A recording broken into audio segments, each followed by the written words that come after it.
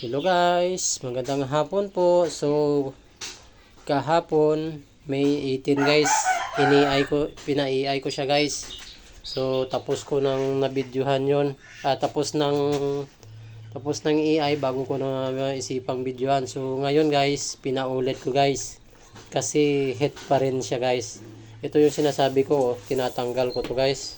Binabantayan ko kasi may posibilidad na maano guys matusok yung mattress niya guys. Ayan, nabubunggo kasi sa pader. So maya maya kukunin ko yan. So yan guys, pina-follow up ko siya para sigurado guys. So ayan guys, ayan, ayan, dito pa guys. So yung bag guys na nilagayan dito nakakabit, may bag na lagayan yun guys.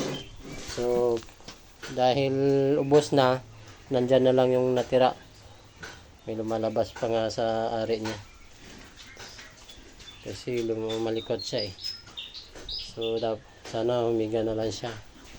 Kukunin ko yan maya maya guys kasi malalaglag daw din naman yan, kaso yun nga, nabubunggo dyan kaya kukunin ko. Ayaw ko nang antayan na malaglag pa yan mamaya. May laman pa yan pero konti na lang guys. Okay lang yan na kukunin ko. Ayan guys. So ayan. Ito yung mahirap. Baka umano yung loob, yung mattress niya. Tsaka gusto ko tong inahin na to guys. Kasi napakabait nito guys. Tsaka yung dede niya guys, napakalaki nito. Maraming gatas. Kaya nangihinayang ako na ibenta agad-agad to guys. Kaya ito, susubukan ko siyang pa-ai pag ayaw niya na talaga mabuntis o pag nabubuntis, makukunan o hindi manganak ng tuluyan. So yun, bibenta ko na. So ito, susubukan ko to guys. So ganito pag-ai guys. So yung technician umalis na. Tapos ito pala guys yung sinasabi ko, pag naglalandi siya, hindi siya kumakain, or kumakain naman siya konti lang. Ayan guys, ang lakas nito kumain, pero pag ganyan, pag nalalandi siya, ayan lang ginagawa niya sa pagkain niya. Kahit purong feeds pa ilagay ko yan dyan guys, hindi yan kakain ng marami. So kaya ito yung palatandaan ko guys pag naglalandi siya. Tapos yung oink oink siya ng oink oink, yung tawag dito sa amin, iwik ng iwik. Bibigyan mo ng, akala mo gutom, bibigyan mo ng pagkain, ayaw din naman kumain. So yun ang sign niya guys. Ito yan. Tapos namumula. So konti lang yung pamumula niya guys. Pero pag first timer yung baboy guys, nakikita mo dyan, magang-maga, tulad sa aso, nakikita mo lumalaki. Ito, namumula lang ng pero mahalata mo naman sa normal niya guys, at sa hindi, at sa lumalandi niya.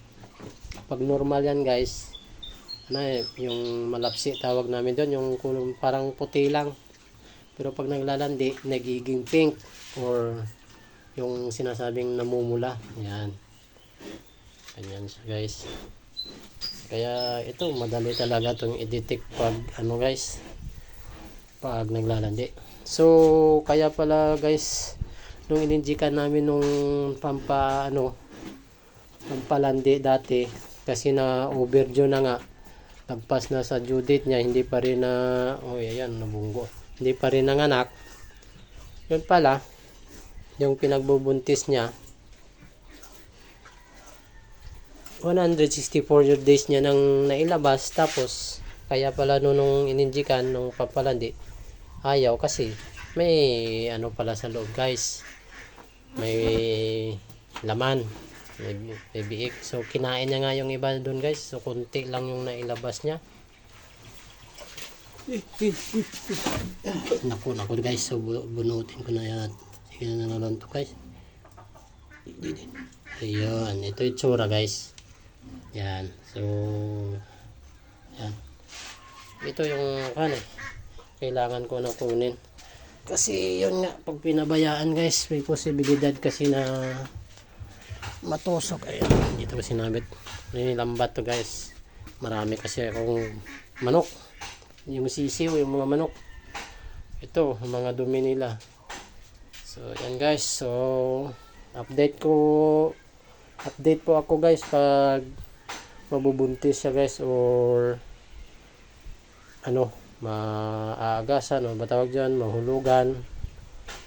So, ganun guys. O, may infection. Pag na-infection yan guys, yung itsura ng na-infection, maraming nana yung lumalabas guys. Napakarami guys, parang suka.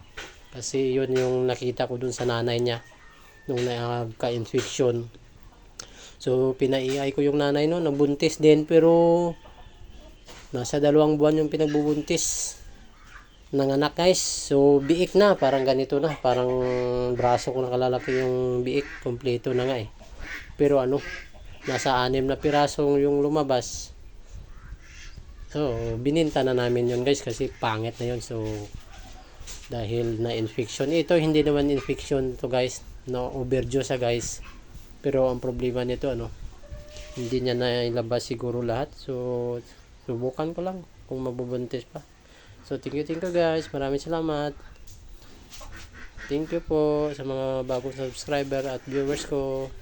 Kailangan ko kasi ng 1,000 subscribers guys. Bago ka makasahod. So, tapos videos mo na maraming views sa short at saka mahaba. So, yun ang kailangan dito guys. Thank you po guys. Salamat po.